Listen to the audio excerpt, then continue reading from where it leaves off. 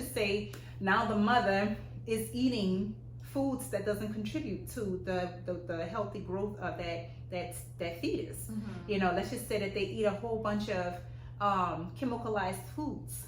You know, now you're still attacking the baby's well-being, you know. And then now let's just say they come out of the womb, right, functional. It can probably be the overload of vaccines, you know, that can be messing with their nervous system. Because to me, ADHD is an attention, they say attention deficit. So what is causing that person to have a short attention span? It's the stimulation, it's the nerves, it's the fact that he got to constantly pay attention to everything, or it doesn't pay attention, it's zoomed in on what it wants to zoom in, tunes everything else because of the imbalance. So there's a lopside, it's not here. So let's just say that the mother is coming out, she has all these different kind of foods that she eats, she's not very careful on her choice of foods. Then she uploads a bunch of vaccines that we don't know how it affects this fetus, because this fetus is brand new to the world. When you're dealing with the fetus is this new baby that came in, has to get acclimated to something new that it has never been adjusted to there. And his organs are fresh. His glands are fresh. They're the vaccines that are passed on are viruses attacking this brand new fetus, this brand spanking new. This is why they get rashes so easy, because everything is so sensitive and new. So when you have a contribution, if you're contributing a bunch of harmful synthetics, chemicals, vaccines, environment, far as the lifestyle that the mother was in, and then the lifestyle of what the baby or the child is growing in, all these things can affect it. Also, you have strobe lights. You know, you have like, you know, when you watch television. A while ago, there was some popular, I think it was Pokemon or something like that. The kids were like stuck on one of those animated shows, a cartoonic animated show that kids were stuck on. And after a while, a lot of kids were getting seizures for a minute. And they couldn't really figure out why until they start saying, could it possibly be the videos that they're watching that's constantly causing the strobe light issue on their is this something that happened in real life or a movie? No, this is an actual. Oh my goodness. Yeah. Okay. So and the kids were constantly getting like, you know, they were having seizures, you know, because all of this stuff affects, you know, you have people that have different kind of classify different kind of ADHD, you know, is all different kind, you know, and that's the broad part about it. It's like, why do we call it as such if it's like all these different things? Consider everything that this person is dealing with or has dealt with, and then diagnose it from there, or if not diagnose it, try to remove the things that they have been exposed to and try to reverse to see if they can come out of it, versus saying, let me give you some more chemicals to put in. Now you're talking about medication. Now you're talking about medication. Now they're giving the children like Ritalin and all these different things, and now these things are causing more issues like suicidal thoughts, you know, or heart condition issues, you know.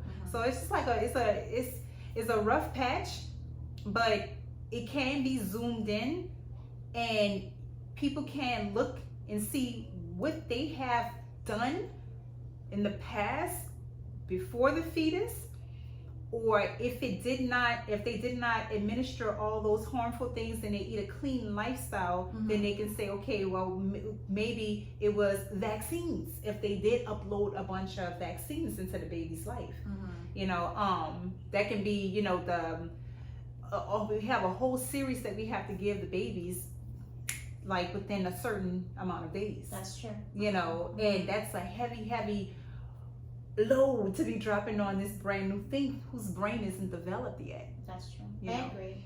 Well, okay. So one thing I don't want to do is to kind of blame parents for their autistic children, right? So, but I get what you're saying. That, I'm not blaming the parents. It's just considering what could be the issue at hand because you don't really know where it's coming from. Right. And you're right, because it could be different things. It could really be the environment. It could be where you were working. It could be, you know, the things that your kid was exposed to. So you're right. But at the same time, the parents who weren't exposed to things like that, like I wasn't even working at the time, and I ate very healthy because I had diabetes. I had gestational diabetes, so I was very it was really clean, healthy diet for me while I was pregnant. So the only thing I can think of is maybe the vaccines. So consider everything. Yes. Yeah, so and then that's why with Zita I had to like space it, because I had to be like, okay, just give her one today and then we'll come back in 2 weeks and get another one. I had to space it because with Williams it was like 4 vaccines or 5 on the same day, and then we had to come back and then get more. Right, that's an overload. So that's the only thing I can think of. Like if I had to blame something for Williams, it would be the vaccine. But I wouldn't say blame. I would just say consider everything and leave nothing off the table. You know, so if you really want to find a solution to the problem, because there's people that don't want to consider everything. They want to say, oh no, that can't be that. Well, what are the other options? What is there anything else that we can consider? If we talking generational, then okay, then since it's generational, then how can you move forward and change what you possibly did to put yourself in that situation where your child probably be getting some generational stuff? But if it's not generational, so if it's generational, what would you do? You got to work on changing it for their children. How? Tell me what that looks like. Adjust their lifestyle. Start giving them things that help strengthen where they're weak. So there's lots of foods out there, especially if it's like, let's just say heavy metals that's in the body or whatever. But if it's generational, then you know.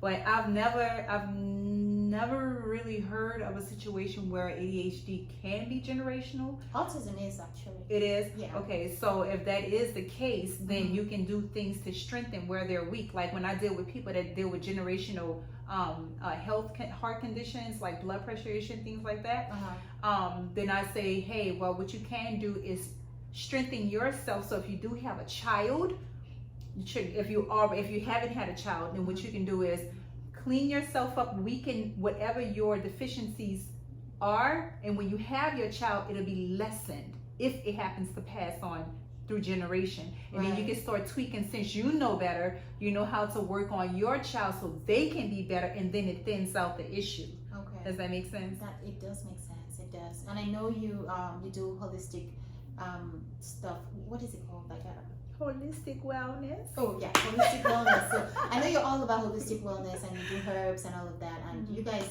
I'm gonna put a link, of course, of your thing. But and that makes sense. Like if you have diabetes, if you have heart problems, if it's some kind of food that your family is known to eat, maybe like a traditional food that. That's the traditional. Yeah, but. So I feel bad asking you this because I feel like there's no way you would know. You don't know too much about autism. Like, have you experienced any kind of food that you think is somehow associated with autism? Do you know anything like that? Yeah, I would say, like, you know, when you look at, like, okay, let's just say you give your children snacks, right? I would eliminate any kind of synthetics. Like, if you know, look on the back and making sure that your children are not getting any kind of synthetic colors, synthetic flavors, you know, things. Okay, let me stop here a little bit there, because with Williams, right? Like I said, I wasn't working, and Williams was breastfed until he was 8 months old, and I mean breastfed, like no water. It was just breast milk until he was 8, and for the longest of time, we didn't have any sugar at home. We didn't use sugar for anything. So I was pretty much like very healthy eating at that time. Even before and after he was diagnosed. But you're saying that this is mainly, you felt like it was vaccines. Right. Okay. So I'm saying that. Okay. So you're saying even if it wasn't that, then it's probably vaccine. Because if you're saying that things change, if the baby was healthy prior to vaccines, and you recognize the healthy child, and you want to know what dynamic changed like that, then the next consideration would be, if I feed my kids healthy, then what caused that? It can be who knows, the stuff that's in the air, you know. But I mean, it'll take a lot of accumulation for that to happen. you know. So okay, no, I think my point was useless, really, because the point I was trying to make was useless because, again, like you said, it's either one thing or the other. So it's just to try to eliminate what you can. So I get that. So yeah. So if it's some kind of synthetic food, try to stay away from it. That makes sense. And so also buy like with Whole Foods or Whole Foods is always organic foods. Organic is like a more like it's very objective, you know, because from my thing is you got organic foods that have seedless. You They know, have what? they're seedless. What is that? Seedless, no seeds. No seeds. What's wrong with seedless? Seedless blocks a lot of natural things, you know, in the body, like manganese. Oh, you mean the way that they grew them? They grew them from seeds. Okay. Where those seeds mean a lot, you know, Right. and outside of replanting them, but it also there's a lot in that seed that calls it's like your baby. If you can't have a seedless baby, can you?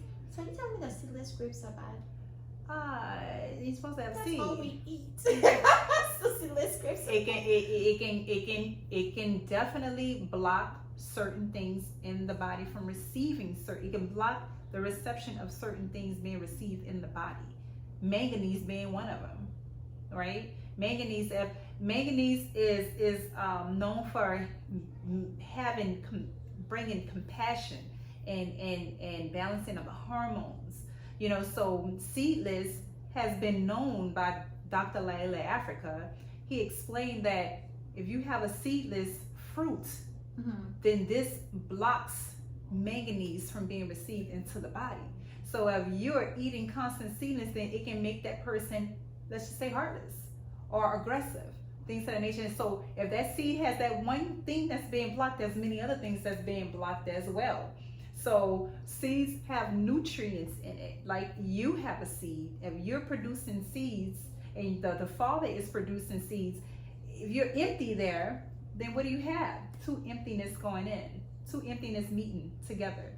So you want to have something that's going to be full of information, so you can come together and create something else that have information as well. So, because I always thought, and I feel stupid asking this, I always thought that seedless grapes were some type of grapes, not that they were manufactured. But you're saying that they were manufactured to have no seeds. They groom them to be seedless. Oh. Everything has seed. Every fruit, you mean? Yeah. Okay. Everything, even you have a seed. Even the father has a seed. No, but vegetables don't have seeds. Vegetables don't have seeds, but they're still there in the ground to reproduce. Right, they have roots. They have the ability to reproduce. Right. So their seed is attached to the soil. So, so the seedless grapes are not grown like normal. I don't know how they're grown, but they don't have a seed and they need one. I know when I was growing up, we chewed on the seeds, you know. Yeah. You know, nowadays. Okay, so no more seedless grapes for us. I told you guys, like this. Even a watermelon, even everything, even the limes. You know, the limes today, they don't have seeds, but if you get the smaller limes, the key lime, even the bananas. I have an actual video that shows that the bananas are becoming seedless nowadays. You know, and this is where the genetically modifications are coming in. And so when I say organic, that's like, you know, well, it says organic, but then the seeds are missing. So can it really be? So what should we be looking for? Non-genetically modified foods. Oh, so will it say that on it? Yeah, and it would say non-GMO. I would opt out for non-GMO over organic before, but I will always opt in for non-GMO and organic if it's available. But if it's not, you know, I like to opt out for non-GMO. If I do a non-organic fruit, then I make sure that it has a hard casing, such as like a banana, you know, and I wing it, you know, and then I lock on who has the good bananas, who has the good fruits that I like, you know. And so far, who does? Farmers markets. They take a lot of pride in their growth. They cannot spray, you know, but a lot of times farmers markets get away with their food a lot because they trust them and they do right by their stuff. They just cannot afford the organic symbol. I've talked to a few, and this is what their response is. They say, no, you know, it's no pesticide, but yet, so, and then it's made on Yeah. a smaller scale. Yeah, I remember talking to someone before. She was selling strawberries on the streets, and she said it was organic, but they just couldn't put They couldn't put the label on Yeah. them. And organic basically means, you know, no spray, no pesticides and stuff like that. You know, so, but does that qualify as good food? You know, because you can have organic foods, but it's missing the seeds. You know, so I wouldn't get non-organic strawberries because unless it's at a farmer's market, right? But if it's like in some kind of big conglomerate store, I'm like, you can be spraying all kind of pesticides on my stuff, and it's a soft tissue, so it absorbs easier. You see what I'm saying? And now you're eating the pesticides that may be potentially on it. And if they don't say it's chemical free, then obviously you better think that it is, you know, and protect yourself. Yeah. You know, so those are the ways I gauge on what I want, and then I stick with the same stores that I feel trusted with. You know, like Asian stores, the Asian foods. I really like to go to the Asian stores because they have a smaller. They get from local growers, and local growers, they have more pride versus a huge field. They don't have enough time to time is money to them. Right. You know, so they don't take the same pride as a local grower. Yeah. I don't really vary from what I choose. I know what I want, and you know, and that took a lot of time because I put in work having to turn around labels and sit in the store for 10-15 minutes looking at a label to make sure I'm picking up on the right foods. Yeah. But once I locked in, I'm like, okay, I know what I want, I know what I have, I put my work in for that, and I just go into the stores that I know I'm going to get a good deal for it, and also it's going to be of my quality. You know? All right, so in order not to make this video too long, because if I let you go, you're going to go on and on about your holistic wellness thing, which I love, really. But so in summary, you're saying that since no one knows, because really no one knows where autism is from and the reason for autism, and so you're saying that because no one knows, we should just pay attention to everything, like our environment and what we eat and all of that. And especially if you already have a baby who's autistic, then it would just be to try to cut down on things that are synthetic and all of that. And it makes sense, even if your child isn't autistic, it makes sense to eat healthier and to check the label of what you're eating and all of that, and put less chemicals in our bodies, because aside from autism, I'm sure it would promote other diseases if you keep eating all them chemicals and all of that. So that's good. I love that we had this talk. Thank you so much for talking about autism with me. I hope you guys I hope you guys got something out of this, and I hope this blessed someone. And like we said, we're not blaming anyone. We're not blaming any parents. We all do the best that we can. So if you don't have a child with autism,